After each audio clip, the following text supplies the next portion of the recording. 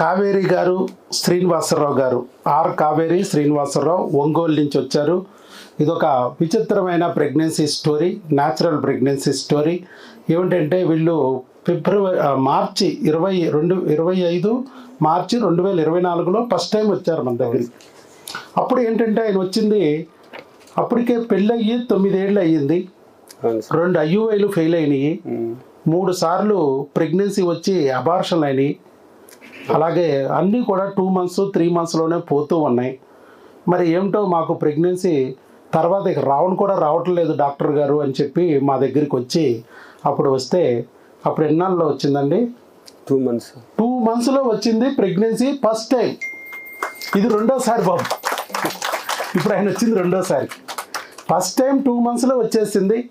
ఆయన తర్వాత మన దగ్గర మనం చెప్పాం ఏ క్రిములు అయితే ఉంటాయో నాన్న ఆ క్రిములను గుర్తించి తొలగించుకుంటే మరలా నీ ప్రెగ్నెన్సీ వస్తుంది.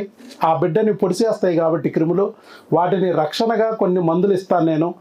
ప్రెగ్నెన్సీ వచ్చాక కూడా 4-5 నెలలు మా దగ్గర గట్టిగా వాడుకుంటే ఆ బిడ్డ నిలబడుతుంది అని చెప్పాను.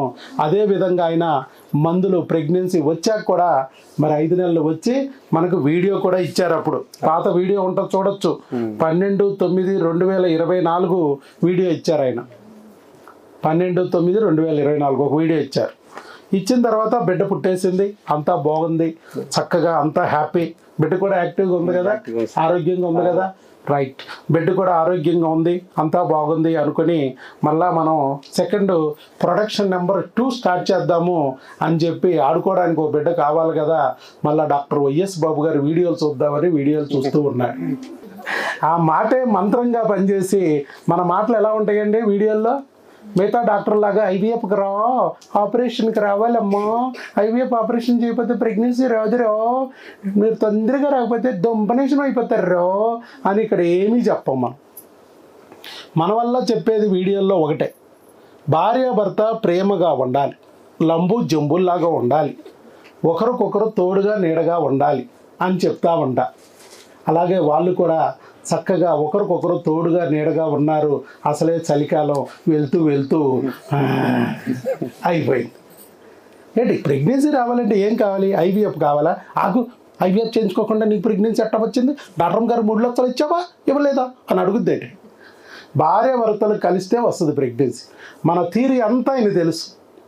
ఏం తినాలి, ఎలా ఉండాలి, ఎలా ఉంటే ప్రెగ్నెన్సీ వస్తుంది అనేది మేము ఫస్ట్ టైం వచ్చినప్పుడే కౌన్సిలింగ్ వచ్చినప్పుడు ఈ 25 మార్చి 2024లోనే ఆయనకి పూర్తిగా వివరించి చెప్పాం.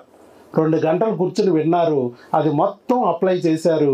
పైగా ఇప్పుడు వీడియోల్లో కూడా మనం లేటెస్ట్గా వీడియోల్లో ఆహారము, వ్యాయామము, అనురాగము, విహారము అని కొన్ని పాయింట్స్ యాడ్ చేశాం. అవి కూడా వీడియోల ద్వారా ఫాలో అయ్యారు, చక్కగా ప్రెగ్నెన్సీ తెచ్చుకున్నారు.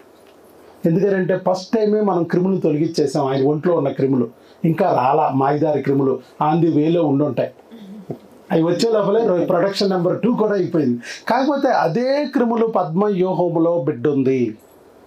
అవి ఇంకా నిద్ర లేవలా, ఏ నిమిషాలైనా నిద్ర లేసి బిడ్డని డ్యామేజ్ చేయొచ్చు. అందుకనే అప్పుడు ఎలాగైతే 4-5 నెలలు వచ్చి బిడ్డని కాపాడుకున్నారో మందుల ద్వారా, అలాగే మళ్ళా మనం మందులు వాడుకుందాం డాక్టర్ గారి మందులు అని. ఎందుకంటే ఈ క్రిముల వల్లే మనకి ప్రెగ్నెన్సీలు ఇంతకుముందు వచ్చినా నిలబడలేదు. ఎన్నిసార్లు సార్ అబార్షన్లు? అప్పుడు 3 సార్లు అబార్షన్లు. 3 సార్లు అబార్షన్ అయినా కూడా ప్రెగ్నెన్సీ రాకపోయినా కూడా మనం క్రిముల వల్లే ప్రెగ్నెన్సీలు పోయాయి. అదే క్రిములు పెరిగిపోయి అపార్ట్మెంట్లు, విల్లాలు, కాలనీలు కట్టు కూర్చుని చివరికి నీకు బిడ్డను కూడా రానివ్వని పరిస్థితికి వచ్చేసినాయి.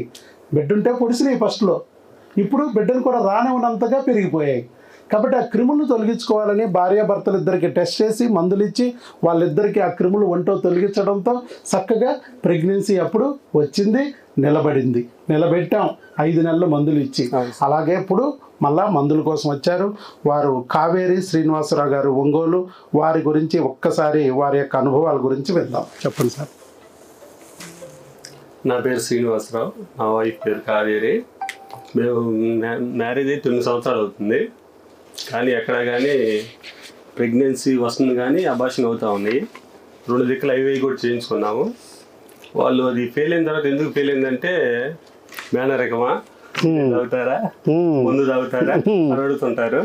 నాకే అలవాటు లేదు మేడం అన్నా కానీ సరే ఈసారి ట్రై చేద్దామని అంటున్నారు.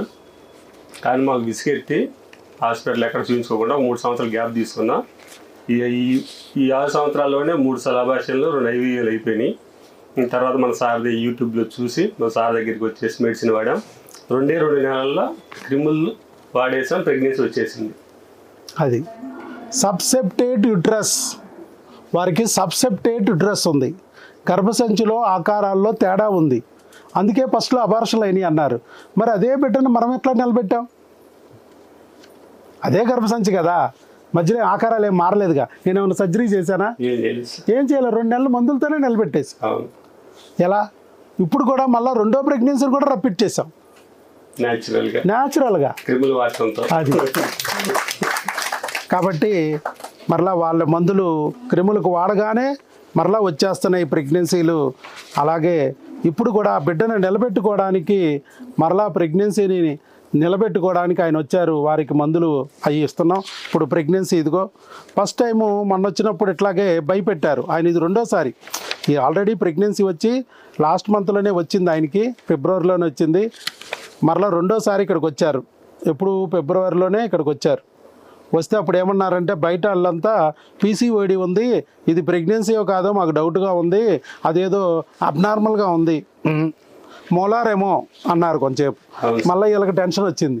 ఇదేంట్రా బాబు, వచ్చింది ప్రెగ్నెన్సీ, యూరిన్ టెస్ట్లో పాజిటివ్ వచ్చింది, బీటా HCG కరెక్ట్ ఉంది, మన డాక్టర్ గారేమో ప్రెగ్నెన్సీ అంటున్నారు, వీళ్ళేమో అదేదో బాగాలేదు, ఇది బాగాలేదు, అది బాగాలేదు అని భయపెడుతున్నారు, ఇది లాభం లేదు, మనం ఆయన దగ్గరికి వెళ్తే బెటర్ రా బాబు, ఒకవేళ ఎలా ఉన్నా ఆయన నిలబెట్టగలుగుతాడని నా దగ్గరికి వచ్చారు. నేను మందులు ఇచ్చాను 4 రోజులు.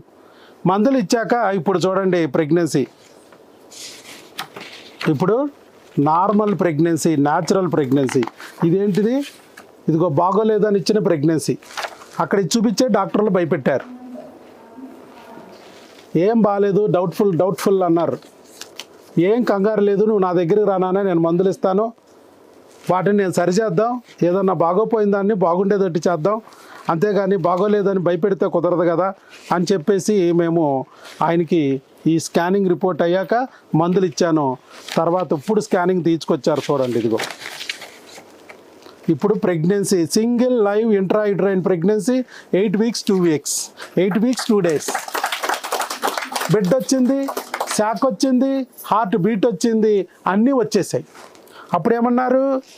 Only endometrium source, mild heterogeneous echotexture, small cystic spaces, well defined cystic area, posterior junctional zone, partial molar pregnancy, doubtful fetal viability. Just miracle జరిగింది 1 monthలో.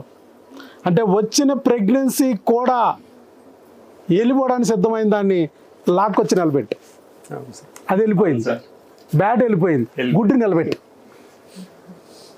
అర్థమైంది? లేకపోతే ఇదే పట్టుకుని భయపెట్టేసి ఆ టెన్షన్తో ఆవిడ నిజంగానే పోగొట్టుకునేది.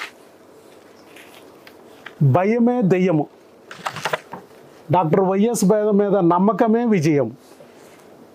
నమ్మకంతో వచ్చాడు, 1 month వాడుకున్నాడు, ఈరోజు నిజంగానే పక్కాగా ఉంది. ప్రపంచంలో ఏ డాక్టర్ బాగోలేదు అంటాక లేదు. ఇక బాగుండేటట్టు చెయ్యాలి, బాగోలేదని చెప్పి భయపెట్టడం కాదు, బాగుండేటట్టు చెయ్యాలి.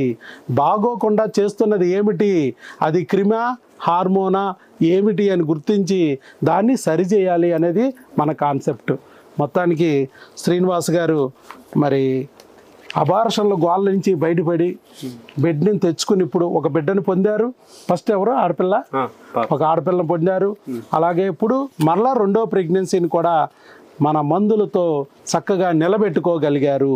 అలాగే ఆ భగవంతుడు వాళ్ళకి తోడుగా ఉండి, ఆ బిడ్డకి రక్షణగా ఉండి, ఆ బిడ్డను కూడా వారికి ప్రసాదించి వాళ్ళు కోరుకున్న కోరికలు నెరవేరేటట్టు చేయాలని, వారి మంచి మనసుకు అంతా మంచి జరగాలని మనం కూడా గట్టిగా చప్పట్లతో అభినందనలు తెలియజేద్దాం.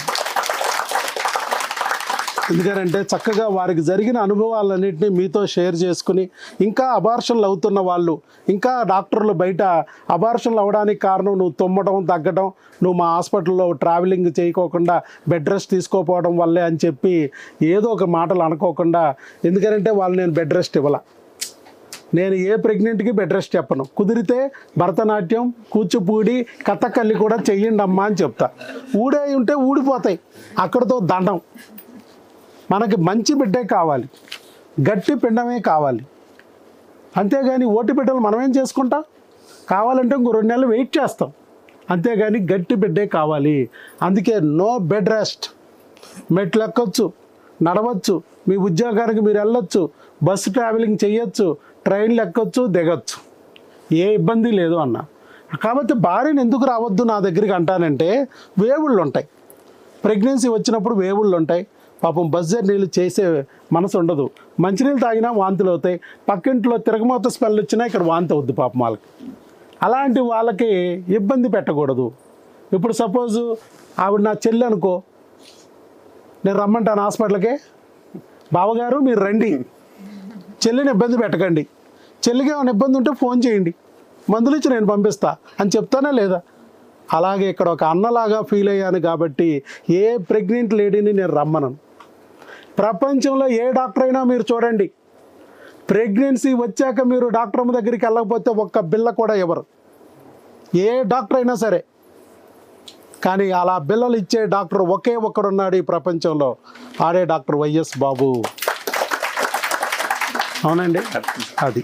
కాబట్టి శ్రీనివాస్ గారు ఇలాగే మీరు మందులు వాడండి. ఇప్పుడు గర్భిణీ స్త్రీ ఆహారం ఆరోగ్యము ఇలాంటి బుక్ ఇంతకుముందు కూడా మీరు చూశారు కాబట్టి ఇదే ఫాలో అవ్వండి.